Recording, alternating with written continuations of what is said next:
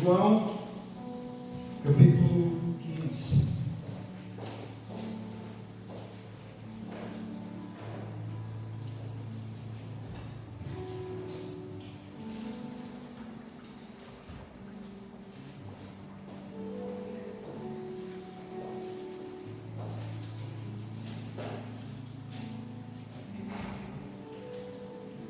Evangelho de João, capítulo 15. Nós vamos ler do verso 1 ao 17.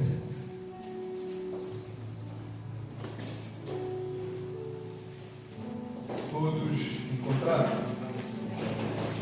Louvado e glorificado seja o nosso Deus.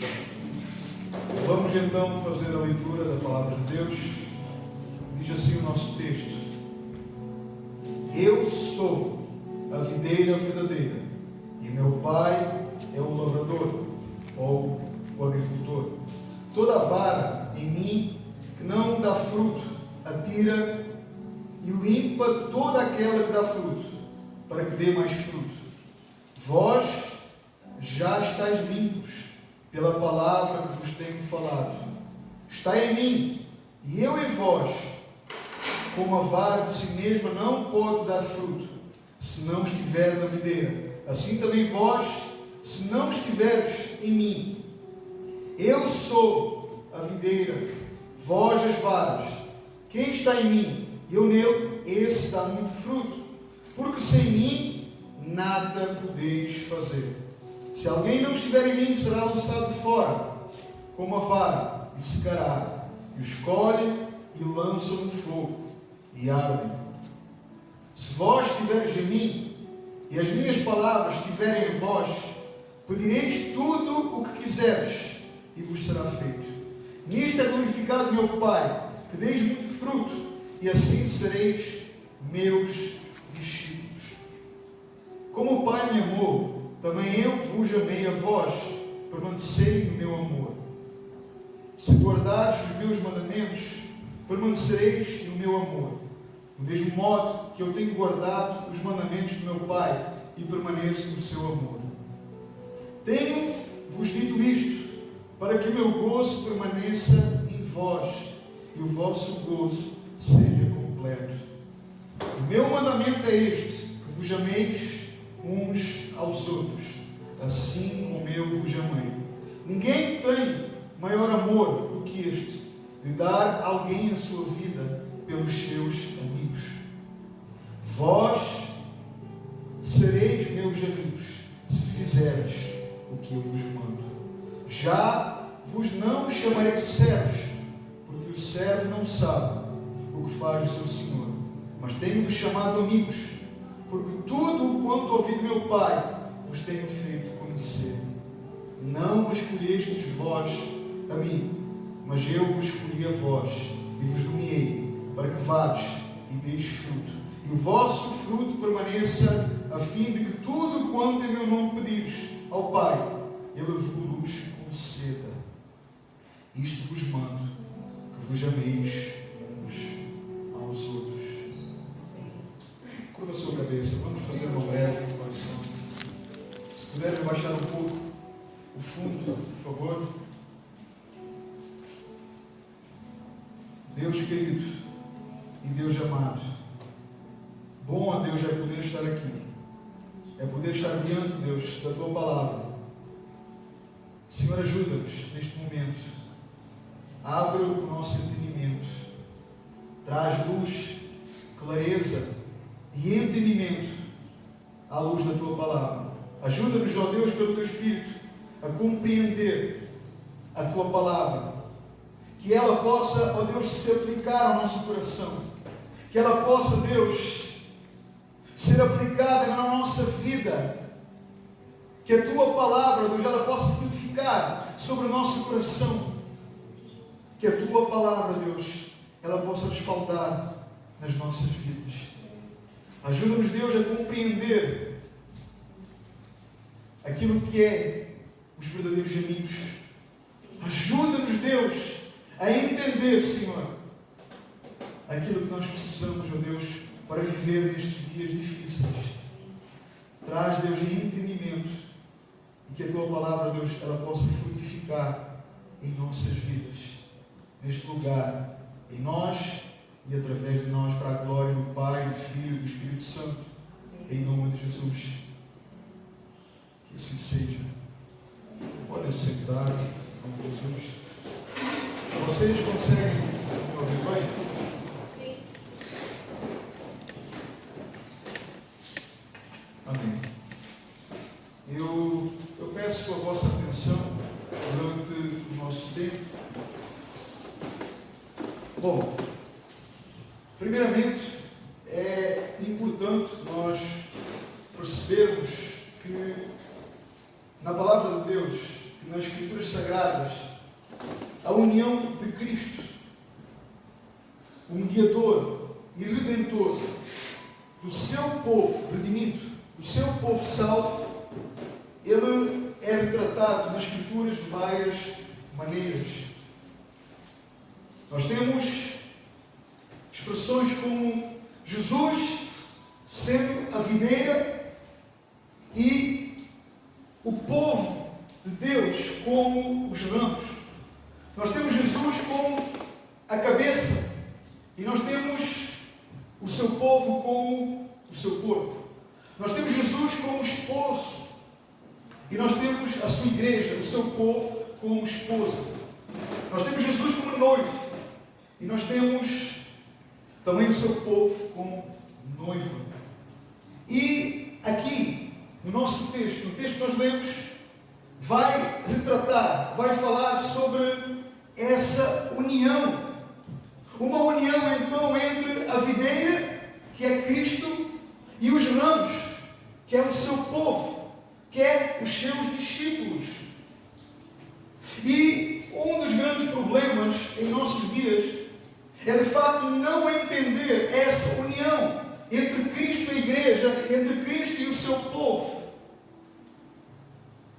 E o problema, ele resiste em omitir as verdades que as Escrituras Sagradas ensinam, em resistir àquilo que Deus declara na sua palavra como verdade, aquilo que as Escrituras elas vão denunciar, aquilo que as Escrituras elas vão chamar de impostores, de inimigos de Deus, de rebeldia, de inimizade para com Deus, de joio, de pecadores que permanecem ainda sobre a ira e o juízo de Deus, estando correndo perigo de ir ao inferno, de ser lançados no inferno. Então vejam que é um mundo como o nosso, totalmente secularizado, onde reina a desordem, o caos, a infidelidade, a imoralidade, a sexualidade, onde o pecado é cada vez mais atraente, é cada vez mais atrativo, é cada vez mais bonito, onde tudo isso é visto então como simplesmente viver e existir para desfrutar dessa liberdade que o homem tem, e onde então a fidelidade, a obediência, o respeito, o casamento, a família, a obediência aos pais, o temor a Deus se torna então algo banal, algo irrelativo, algo inadequado. Então o padrão moral e ético do homem moderno, em nossos dias, ele é terrivelmente selvagem. É terrivelmente selvagem. Porque o mais importante para o homem moderno é o quê? É o prazer, é a satisfação, é o desfrutar da vida e das oportunidades. Deus, Cristo, o Evangelho, a Palavra de Deus, salvação, céu, inferno, vida com Deus, oração, igreja, obediência, compromisso, santidade, fidelidade, temor a Deus. Não. Obrigado. Não quero nada disso. Isso para mim não serve. Então esse pensamento infeliz, esse pensamento diabólico, ele está por todo lado. Ele está por todo lado, nas ruas, nas escolas, nas universidades, dentro das grandes superfícies, nas televisões, nas mídias sociais. Está por todo lado. Essa é uma propaganda miserável. Está por todo lado, inclusive também, infelizmente, dentro do seio da igreja, dentro das comunidades. Parece um absurdo, mas é uma realidade. E creio sim que uma das classes mais afetadas é sem dúvida os jovens, é sem dúvida os adolescentes, é sem dúvida os moços e moças. Saibam que é possível que existam jovens nesta igreja, que fazem então parte desta comunidade, que vêm nas reuniões de culto, que fazem parte de alguma forma de algum ministério, mas ainda assim têm este tipo de pensamento, só que de forma discreta, em um contexto religioso como este. É simplesmente então essa pessoa, ela coloca uma máscara e age como um ator, como uma atriz. É aquela pessoa que tem facilidade em imitar qualquer tipo de personagem, como nós vemos nos filmes, como nós vemos nas novelas. É verdade que isso não acontece a muitos jovens, mas em todas as classes dentro da igreja. Pessoas que vestem então aquela roupa de crente, fazem então aquela cara de crente, carregam uma Bíblia de crentes e tentam ao máximo parecer crentes num contexto religioso, como o nosso agora, neste momento. A estas pessoas a Bíblia chama de hipócritas. A estas pessoas a Bíblia chama de impostores. E o título da minha mensagem é: Amigos de Jesus ou impostores?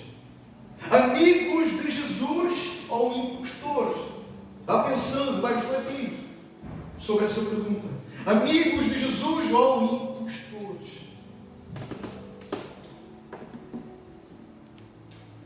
Então, estas pessoas que agem como atriz, como atores, elas de alguma forma estão fazendo aquilo que odeiam num contexto religioso. Estão deixando de fazer aquilo que amam só até o culto terminar. Entretanto, então essas pessoas elas vão para as suas casas, vão para as suas vidas, vão para as suas demandas, vão para os seus afazeres. E simplesmente elas vão evidenciar aquilo que elas realmente são: ímpios, impostores, hipócritas. Mas então o grande problema reside, muitas vezes, escutem, o grande problema reside muitas vezes no caso dos jovens, dos pais serem omissos, dos pais então não agirem da forma que deveriam, dos pais consentirem então essa vida dupla dos seus filhos. Com certeza nós conhecemos como jargões aquele tipo de conversa que já virou em nossos dias um amuleto, onde alguns pais eles vão dizer o seguinte: os meus filhos cresceram na igreja, os meus filhos cresceram na igreja, sempre foram na igreja desde o seu nascimento. Não é isto que nós ouvimos muitas vezes dos pais a respeito dos seus filhos? Mas há algumas questões importantes nós precisamos questionar em cima disto.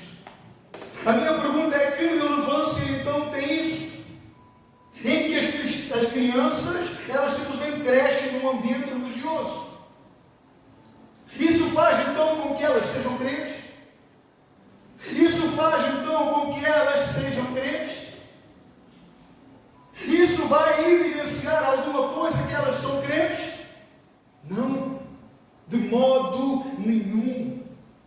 Vejam que eu não estou dizendo que não é importante os pais ensinarem às suas crianças o caminho correto, de os pais levá-las para a igreja, de os pais carregá-las com eles, de levá-las então ao conhecimento de Cristo, ao conhecimento de Deus, ao conhecimento do Evangelho. Esse é sem dúvida o papel dos pais, de ensinar as suas crianças a respeito de Deus e de Cristo, e de mostrar-lhes o caminho, de apontar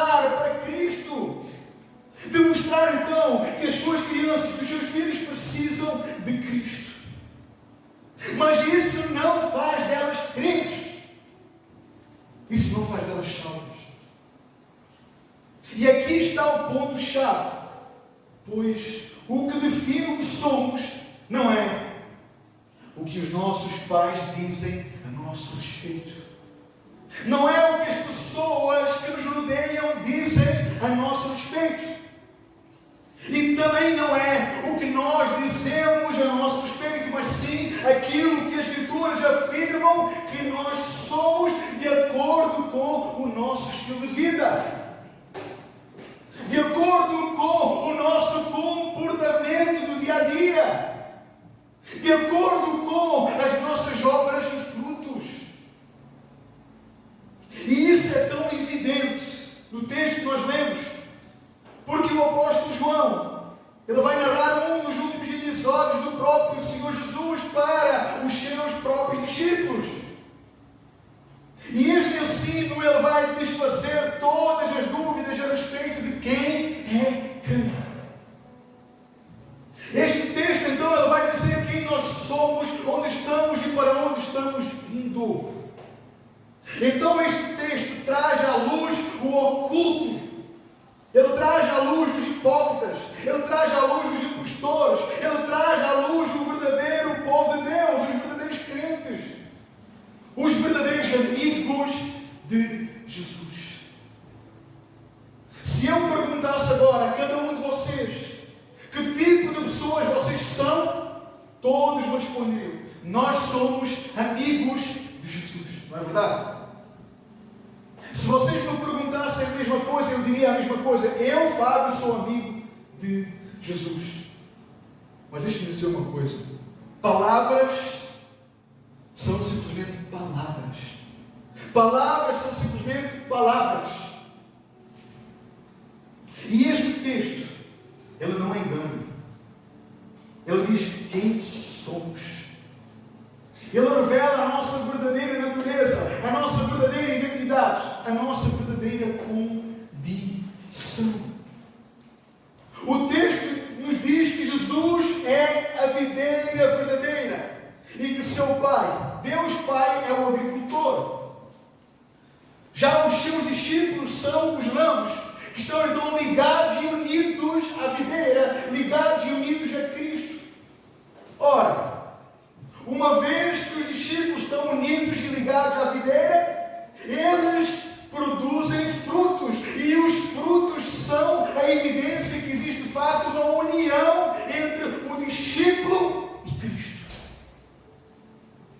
Porque Jesus vai dizer que todo ramo que está em si, isto é, todo ramo, aquele que está ligado à videira, produz muitos frutos. Aliás, ele passa a limpá-los para que possam frutificar muito mais. No entanto, Jesus não deixa de dizer que os ramos que não produzem fruto são cortados. Dois tipos de pessoas. Dois tipos de pessoas. Os que frutificam e os que não frutificam. Os que dão fruto, bons, agradáveis, louváveis a Deus, e os que não dão frutos. Podem ter dado frutos, mas não frutos bons, não frutos agradáveis, não frutos louváveis perante Deus. Nós temos então aqueles que frutificam e aqueles que não frutificam, que são cortados. Então aqui, quando Jesus diz para os seus discípulos que eles vão frutificar e serão limpos para frutificar mais, então aqui a limpeza diz respeito ao ouvir a palavra de Deus. A palavra de Deus, ela limpa. A palavra de Deus, ela purifica. A palavra de Deus, ela santifica. Ela faz então com que o seu povo, com que os seus discípulos possam frutificar mais. A palavra de Deus é um meio e instrumento que Deus usa para o seu povo, para os seus discípulos, para fazê-los frutificar, para que eles possam então produzir os seus devidos frutos. Então o discípulo, ele está unido a Cristo, e isso significa que ele está frutificando. E isso significa que a sua vida vai produzir glória e louvor a Deus. À medida então que o discípulo vai ouvindo a palavra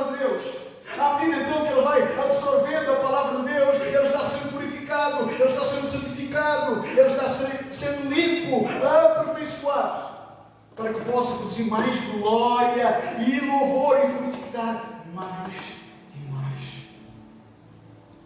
Então os frutos, eles resplandecem ou respaldam a união entre Cristo e o discípulo. E à medida então que ele vai caminhando, ele vai se alimentando da palavra de Deus, isso vai o capacitando e potenciando a frutificar mais e mais. O discípulo então, ele vai ouvir e vai aplicar. Ele vai ouvir e vai obedecer à palavra de Deus. E como consequência, os frutos são evidentes e eles produzem glória e louvor e adoração a Deus. Uma vida contínua de adoração. Se nós notarmos para o verso 4, a única condição para produzir bons frutos é em permanecer em Cristo, é em me manter em Cristo, é eu estar unido a Cristo. Porquê? Porque fora de Cristo é impossível. Fora de Cristo é impossível produzir bons frutos para a glória de Deus. É impossível. Fora de Cristo é impossível produzir boas obras. Porquê? Porque Cristo é a única fonte. Porque Cristo é o único meio gracioso que faz com que homens e mulheres maus possam assim frutificar e glorificar a Deus. Jesus diz: eu sou a videira verdadeira. Vocês, discípulos, são os ramos. Quem permanece em mim, eu permaneço neles. E esse dá muito fruto, porque sem mim nada podeis fazer.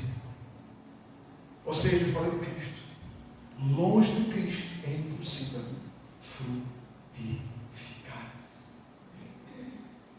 Isto é, todos os frutos serão maus, serão rejeitados, serão vomitados por Deus, porque não vão produzir glória a Deus. Cristo é o único meio de salvação para pecadores. Cristo é o único caminho para Deus. Cristo é a única estrada para Deus. Cristo é o único mediador entre os homens. Cristo é o único acesso a Deus. Cristo é o único que pode garantir aos homens uma posição privilegiada diante de Deus. Cristo é o único que pode não só nos levar, como também nos fazer permanecer nele em segurança pela sua bendita e preciosa presença. Só Deus pode nos fazer capacitar e frutificar em Jesus Cristo. Até porque aqueles que estão longe de Cristo, fora de Cristo, ausentes de Cristo, destituídos de Cristo, não podem chegar a Deus. Não podem receber os mesmos privilégios daqueles que estão em Cristo, mas eles serão reprovados e lançados no fogo. Suas obras, seus frutos são imundos perante Deus. Qual é o resultado disso? A morte, a sentença, a condenação e o juízo justo e santo de Deus. Homens e mulheres ímpios, eles vão viver uma vida ímpia. Eles vão agir e ter comportamentos de ímpios. Homens e mulheres ímpios vão se comportar de forma ímpia, vão se comportar da forma adequada à sua natureza. Logo não podem agradar a Deus, não podem servir a Deus, porque não conhecem a Cristo. Porque não existe ainda uma união com Cristo. E sem Cristo não podem, portanto, chegar a Deus. E isso significa então que estão indo em direção ao inferno. Estão em trevas. Somente os discípulos podem frutificar. Somente os discípulos podem frutificar. E esses frutos, eles são conhecidos. Eles são notórios pela sua conduta piedosa, pela sua obediência à palavra de Deus, pela sua dedicação e fidelidade ao ensino do seu mestre, ao ensino do seu Senhor. Só os verdadeiros discípulos podem glorificar a Deus Pai, o Pai do Senhor Jesus. Só estes podem produzir frutos e mostrar que estão em Cristo, que é a única fonte inesgotável, que faz então com que os seus discípulos possam glorificar a Deus, viver então em obediência perante Deus, valorizando a cada dia a pessoa de Cristo e mostrando que são de facto seus fiéis discípulos. Sendo assim, se Deus Pai é glorificado pelos frutos daqueles que estão unidos a Cristo, isso significa então o quê?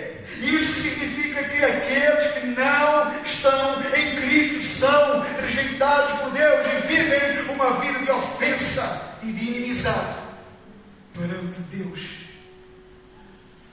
Outra coisa interessante de notar é que nas Escrituras o discípulo, o aprendiz, sempre está ligado ao ato de obedecer ao seu Senhor.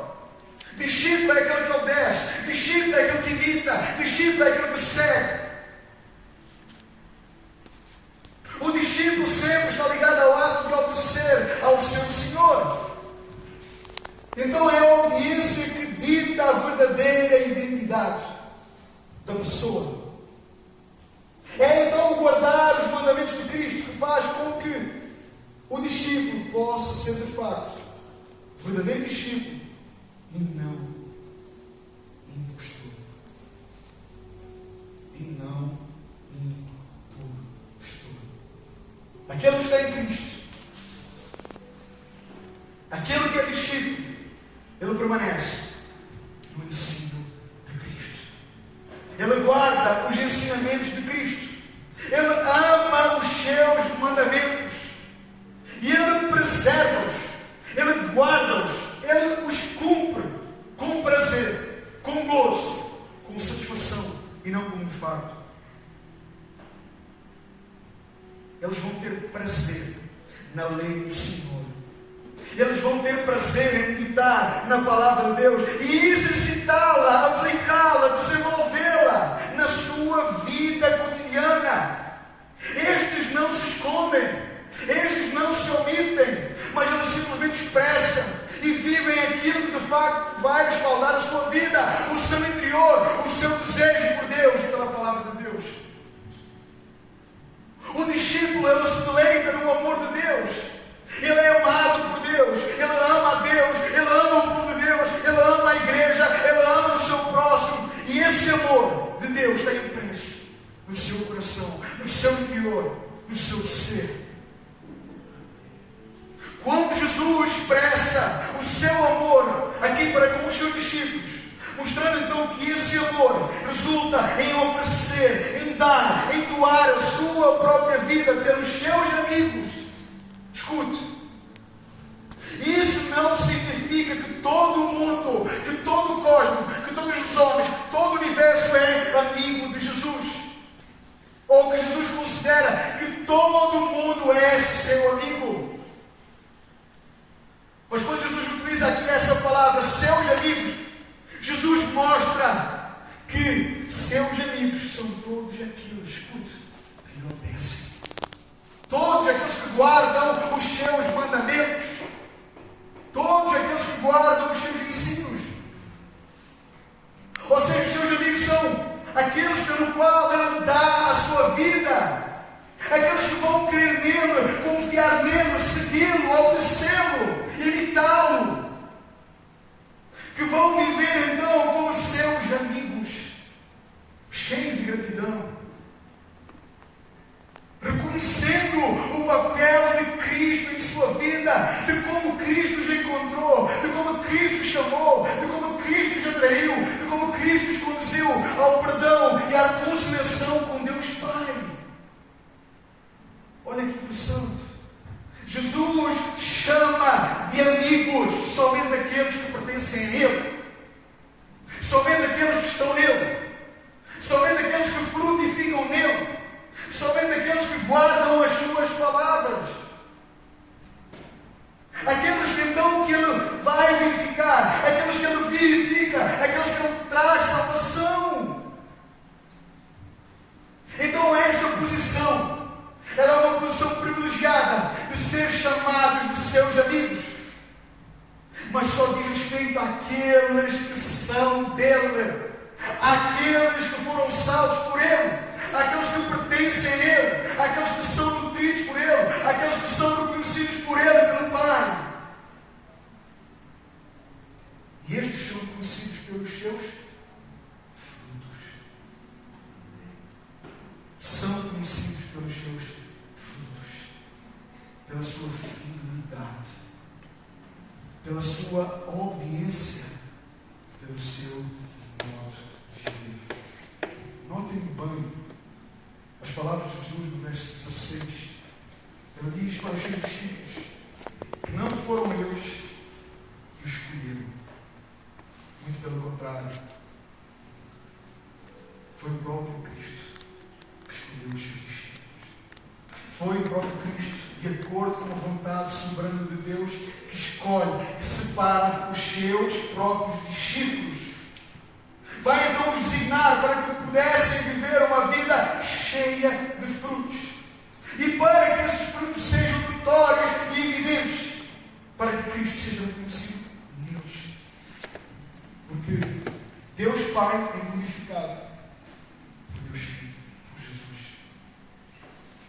E de forma mais profunda, nos versos 18 em diante, nós vamos ver algumas características dos seus discípulos, daqueles que Ele chama atrás de seus amigos, de seu povo, seriam odiados, desprezados pelo seu amor, pela sua fidelidade, seriam perseguidos, injuriados, porque assim como Jesus foi perseguido, rejeitado e odiado pelo mundo, naturalmente esse também seria o resultado dos seus próprios discípulos. É muito claro essa separação e distinção nas Escrituras a respeito de quem é o povo de Deus e de quem não é. Muitas vezes nós não queremos admitir, nós não queremos entender, nós não queremos compreender. Os frutos, eles evidenciam onde estamos e quem nós somos. É fácil, de facto, nós dizermos que somos amigos de Jesus, não é verdade? É muito fácil. Palavras são apenas palavras. Palavras não definem aquilo que nós somos. Frutos definem aquilo que nós somos. Frutos evidenciam aquilo que nós somos. A nossa conduta, o nosso estilo de vida evidencia quem nós somos. Amigos de Jesus ou impostores? Então esta amizade, ela diz respeito a um relacionamento interno e real, que vai se iniciar dentro de nós, que começa de dentro para fora, que é aplicado pelo Espírito de Deus, que passa então a nos convencer do pecado, nos conduzir à fé e ao arrependimento mediante a pregação do Evangelho. É pela pregação do Evangelho que Cristo é gerado dentro de nós. É pela sua pregação que a luz de Cristo ela vai dissipar todas as nossas trevas por intermédio da sua morte, crucificação e ressurreição. E só assim nós podemos obter o favor imerecido de Deus. Agora, se o seu coração ainda permanece duro para com as coisas de Deus, se em sua alma ainda não existe nenhum indício pela presença de Cristo, se não existe nenhum desejo por conhecer mais de Cristo, se não existe nenhum desejo por ouvir mais da palavra de Cristo, isso significa, ou pode significar, que você ainda não é de Deus. Isso significa que Cristo ainda não foi gerado em você, dentro de si, e que o Espírito de Deus ainda não habita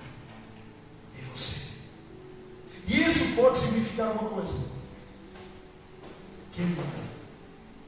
Até agora, até este momento, você é ímpio.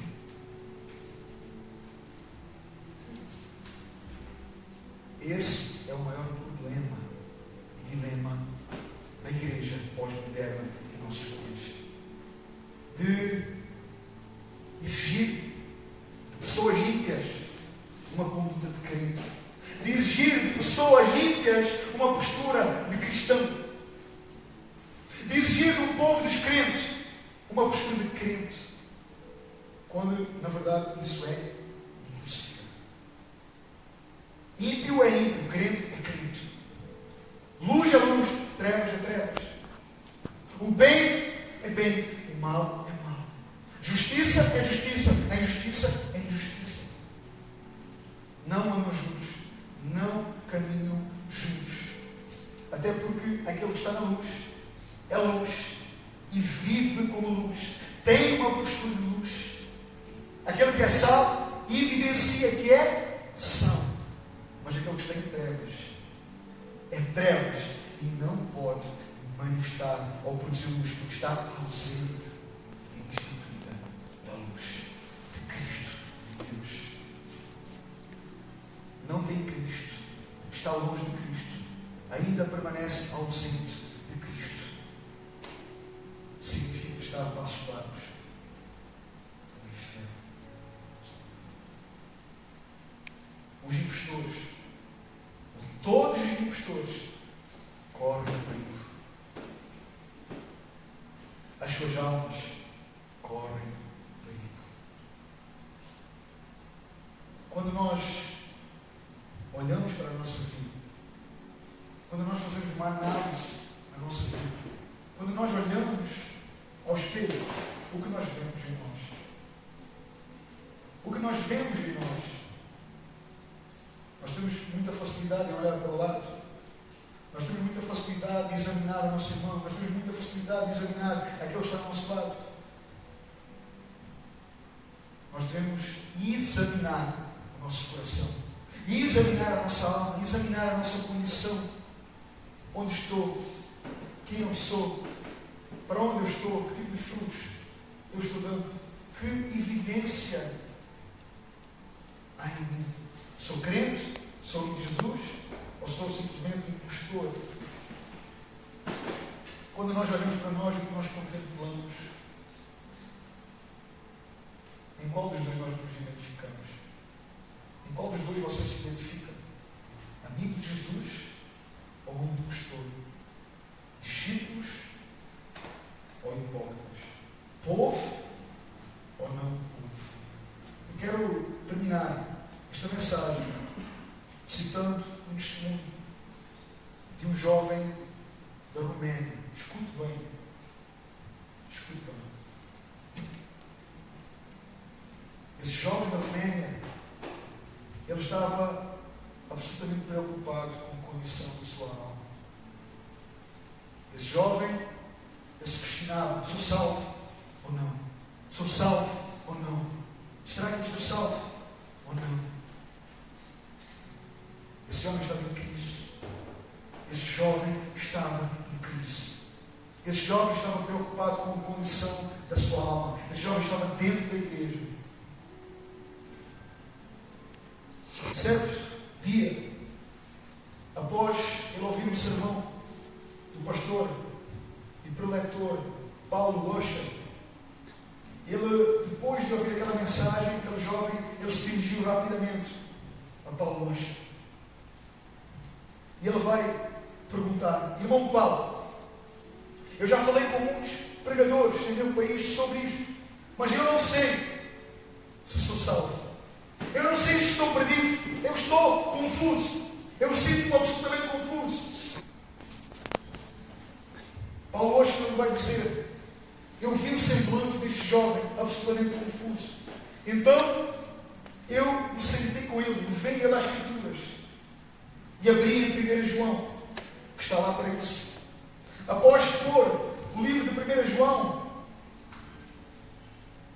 aquele jovem me pergunta: mas ele diz: mas irmão Paulo, eu sei tudo isso, eu conheço esse texto, eu conheço essa carta, eu sei o que isso quer dizer. vai dizer assim: filho, você precisa buscar a Deus. E ele vai dizer: eu sei que preciso buscar a Deus. Eu sei que preciso buscar mais de Deus. Mas, irmão Paulo, por favor, sente-se comigo, converse comigo, fale comigo. Eu só estou confuso. Então, ele passou-se novamente a sentar com aquele jovem e começaram então a conversar. Algum tempo, eles estão então conversando. E então Paulo hoje vai dizer assim para ele: filho, você conhece alguma discoteca em sua cidade? Porque eu sei que existem várias discotecas em toda a Europa. Você conhece alguma boa dançarina? Você conhece alguma casa de altero? Alguma casa de prostituição? Esse jovem: mas irmão Paulo, o que você quer dizer com isso? Como assim? Eu quero dizer dançarinas ímpias, mulheres ímpias. Você conhece? Aquele jovem: mas irmão Paulo, sim, eu conheço. Então ele pergunta: conhece muitas? Ele vai dizer: sim, conheço muitas. Você conhece bebidas alcoólicas? Sim, eu conheço, irmão Paulo. Você conhece a imoralidade, a prostituição, a dança extravagante, a sensualidade. E aquele jovem começa a dizer: sim, irmão Paulo, eu conheço tudo isso. Então ele vai dizer àquele jovem: vá então até lá. Vá até a discoteca. Vá até essa mulher. Vá até a noite. Pegue o mais que puder. Pegue o mais que puder. Vá lá e pegue com toda a sua força e com toda a sua mente. Pule no meio dessas mulheres. Desfrute dessas mulheres. Curta esse momento como se não houvesse amanhã. Esse foi o conselho de Paulo hoje para ele. Vá e peca como nunca pecou. Imagine como estava a mente e o coração daquele jovem. Ele vai dizer: irmão Paulo, por que você está me dizendo isto? Por que você está me dizendo isso? Ele vai dizer: vá, jovem. Vá agora, desapareça. Vá. Aquele jovem, quebrantado, ele vai dizer: irmão Paulo, eu simplesmente não posso ir. Eu simplesmente não posso ir. Primeiro ele vai me perguntar: por quê? Você não pode ir? E ele disse: bem, eu temo ao Senhor. Eu temo ao Senhor. E então Paulo hoje vai citar Jeremias 32:40, escute: e farei com eles uma aliança eterna, de não me desviar de fazer-lhes o bem, e porém o meu temor dos seus corações, para que nunca se apartem de mim. Aquele jovem caiu de joelhos no chão, se prostrou diante de Deus e gritou: irmão Paulo, eu estou salvo, eu sou salvo. Eu não posso fazer isso, eu temo a Deus, eu amo a Deus. Eu nunca poderia fazer isso, porque eu temo a Deus. Esse jovem passou a ter convicção da sua salvação, porque o temor do Senhor estava nele. E a evidência da presença de Deus era notória em suas escolhas e em suas decisões. Aquele jovem estava unido a Cristo. Este jovem, ele vai evidenciar o caráter de Cristo, o amor por Deus e um grande repúdio por aquilo que é profano e por aquilo que é ímpio. Este jovem, Roménia, ele evidenciou quem era. Ele não era impostor, mas ele era amigo de Jesus. Agora a minha pergunta é para nós: se fosse você, iria? Se fôssemos nós a ouvir esse conselho, nós iríamos? Será que nós sairíamos daqui e desfrutaríamos então o mais que nós pudéssemos? Desfrutaríamos então de todo o pecado, de tudo aquilo que o mundo pode nos dar, oferecer e proporcionar? Saiba, você não precisa dizer nada.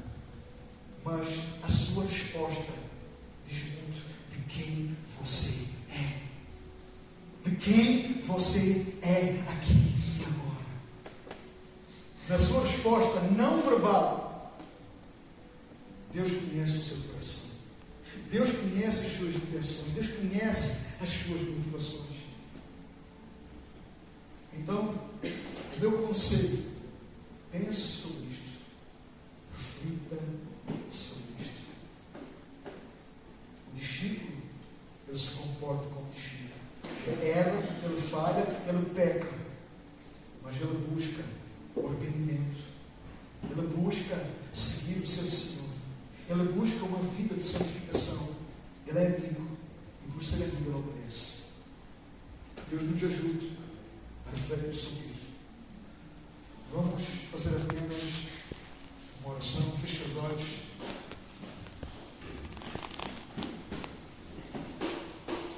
Querido Deus e amado Senhor, obrigado pela tua palavra. Obrigado, Senhor, pelo teu ensino. Obrigado, Deus, pelo desenvolvimento, pelas aplicações e por tudo aquilo, ó Deus, que o Senhor trouxe sobre nós neste dia. A minha oração, ó Deus, é que o Senhor venha usar de tudo isto e que o Senhor produza salvação, transformação, convicção de pecado, santidade. Que o Senhor venha regenerar, Senhor, aquele que ainda é regenerado. Que o Senhor venha salvar aquele que ainda está perdido e condenado. Que a tua palavra, Deus, possa frutificar sobre esse coração. Faz de nós jovens frutíferos. Faz de nós um povo frutífero. Um povo que vive para a tua glória. Um povo, Senhor, que busca a educação, que busca a obediência, que busca, Senhor, obedecer aos teus mandamentos e que vivencia uma vida que agrada e glorifica o teu nome. Deus, que tudo isto possa ter peso em nossa alma e em nossa eternidade, no nome santo de Jesus. Que assim seja. Sou grato por este tempo.